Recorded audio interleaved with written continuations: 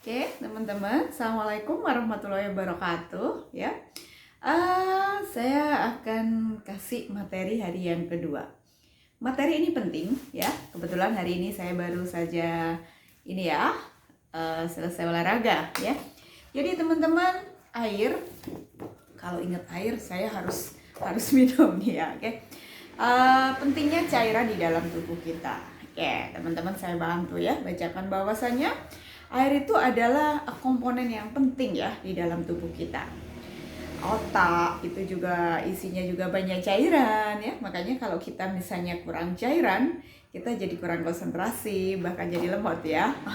Bahkan mungkin bisa pingsan karena kekurangan kadar oksigen ya. Masih ingat ya bahwa air ya atau H2O itu di dalamnya juga ada yang namanya oksigennya ya. Yang kedua, jadi bisa juga air itu memang ada di dalam peredaran darah kita. Ingat bahwa darah itu juga komponennya juga air. Juga di pencernaan ya. Kalau kita konsumsi airnya kurang, tentu saja BAB kita jadi tidak lancar ya. Obstipasi, sembelit kayak gitu. Terus kemudian di kulit. Teman-teman, kulit itu juga butuh air ya, rehidrasi. Ya, kita lihat nih teman-teman, mungkin kasus-kasus diare kayak gitu, maka yang bisa kita lihat cek adalah turgor kulitnya. Kalau kulitnya udah kelihatan ya dehidrasi gitu, nggak bisa kembali lagi kayak seperti itu ya, tampak keriput ya, kita akan tampak lebih kayak orang tua. Kemudian yang penting lagi juga ternyata ini teman-teman, di sendi ya, tulang kita itu juga ada airnya loh. Kalau kita kurang konsumsi air juga ternyata berpengaruh ke persendian. Dan mungkin yang paling umum yang sering kita juga dengar, sering baca, yaitu bahwa air itu fungsi juga di ginjal ya. Mungkin teman-teman juga sudah mendengar bahwa seseorang kurang konsumsi air maka risiko sakit ginjal atau ada batu ya di ginjalnya, karena yang disaring tentu saja kental-kental. Itu air teman-teman. Sekarang kita masuk berapa sih kebutuhan kita ya untuk air ini. Jadi air ini kebutuhannya memang relatif, paling enggak 60% sampai 70% ya, literatur yang saya baca itu adalah kebutuhan manusia terhadap konsumsi air putih. Tentu saja kita juga harus perhatikan ada beberapa teman-teman yang mungkin nggak bisa memenuhi itu karena kondisi-kondisi tertentu yang memang nggak diperbolehkan ya sama dokter. Contohnya kondisi tertentu itu adalah misalnya sudah sakit jantung atau sakit ginjal yang notabene sirkulasinya memang nggak boleh ya banyak-banyak konsumsi air. Teman-teman, apalagi saat ini teman-teman lagi lagi menyesuaikan diri ya. Di sana ada perubahan ya pola makan karena hari ini teman-teman menjalankan sebuah diet yang sehat. Ya, pada saat menjalankan ya perubahan pola makan itu tubuh kita akan mengalami sebuah penyesuaian diri. Penyesuaian diri terhadap diet yang kita lakukan itulah yang disebut dengan DBC ya, dietary body change. Jadi teman-teman, tapi gimana? No problem sih sebenarnya. Jadi pada saat kita proses turun berat badan atau saat kita lagi diet ini kan kita lagi ngeluarin racun-racun. Racun-racunnya dari mana? Ya mungkin besok hari ketiga akan lebih banyak saya jelasin sebenarnya racun tubuh itu dari mana sih. Sedikit aja just info bahwa makanan-makanan yang selama ini kita konsumsi yang tidak eat clean, baik itu minyak goreng maupun itu mungkin pewarna, pengawet, itu adalah racun ya bagi tubuh kita. Sebenarnya itu kan nggak diperlukan tapi akan malah merusak organ. Pada saat seperti ini kita menyesuaikan, kita sekarang pelan-pelan ganti eat clean, kita konsumsi nutrisi, maka yang nempel-nempel di tubuh kita itu akan dikeluarkan. Proses penyesuaian diri atau DBC ini macam-macam sih teman-teman, tiap orang beda-beda ya, tergantung deposito jumlah racun di dalam tubuhnya.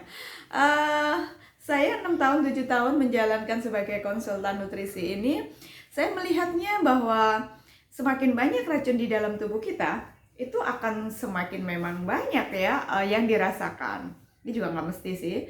Beberapa mungkin ngalamin yang kayak pusing, ada mual, bahkan sampai muntah ya, atau keringetan, keluar keringet, baik keluar dingin, keluar dingin.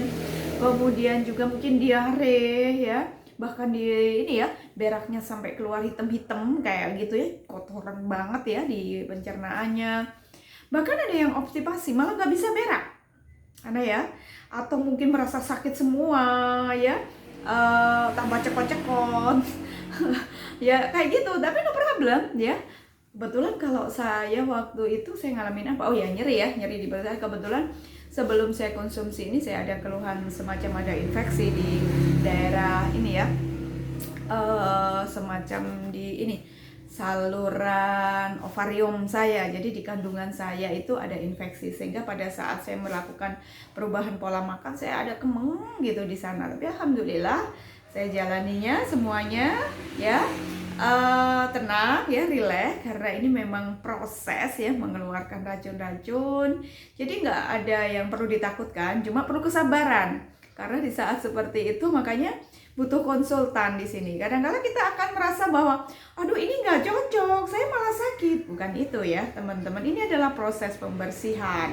Kalau nggak mau dibersihin ya silahkan ya dibawa terus racunnya seumur hidup dan Anda akan merasakan hal-hal yang nggak enak terus karena nggak pernah dibersihin. Terus gimana pada saat kita mengalami DBJ atau penyesuaian ini teman-teman? Jadi pada saat seperti ini balik, kita harus ingat konsumsi air putih kita. Jadi air putih ini juga sebagai kebutuhan, walaupun nggak diet, nggak mengalami penyesuaian juga harus minum air putih. Apalagi saat seperti ini. Ingatlah kebutuhan air putihnya ya. Jadi jangan pernah lupakan minimal ya, belajar bertahapnya itu paling sedikit itu ya 8 gelas ya per hari, walaupun nanti pelan-pelan. Kita mulainya di pagi hari ya teman-teman. Kalau bangun tidur gitu, yuk biasakan. Dulu saya juga nggak melakukan, tapi itu memang harus dibiasakan. Bangun tidur, ambil segelas air ya, kita minum ya.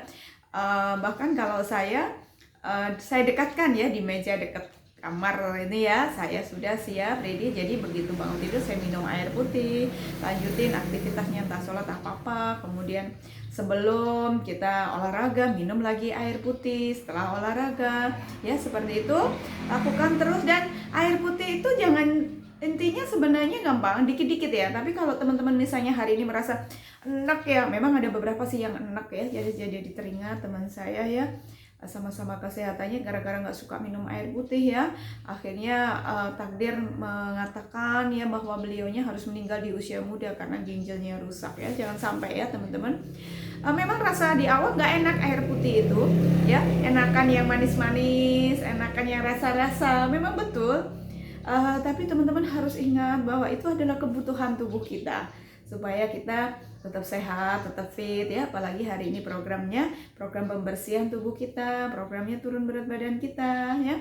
Yuk dilatih ya, dilatih pelan-pelan, biasakan ya. Bila perlu kalau memang ini pakai sedotan dulu, dan mungkin bawa botolnya yang cantik-cantik ya, biar menarik, kasih warna-warna ya, sehingga kita suka banget air ini, enak kayak gitu. Dan dibawa kemana-mana, jangan jauh-jauh. Kalau airnya itu nggak tersedia di depan kita, di samping kita pasti lupa. Apalagi kalau aktivitasnya tinggi, apalagi ruangannya ber-AC, apalagi ini musim hujan misalnya kayak gitu, tentu saja kita akan terlupakan sama air putih itu. Oke teman-teman ya, penuhi kebutuhan air putihnya. Tiap orang berbeda-beda ya, sekitar 60-70% dari total berat badan kita ya. Dilatih dan insya Allah akan bisa. Oke teman-teman, itu aja materi dari saya. Terima kasih. Assalamualaikum warahmatullahi wabarakatuh. Tetap semangat.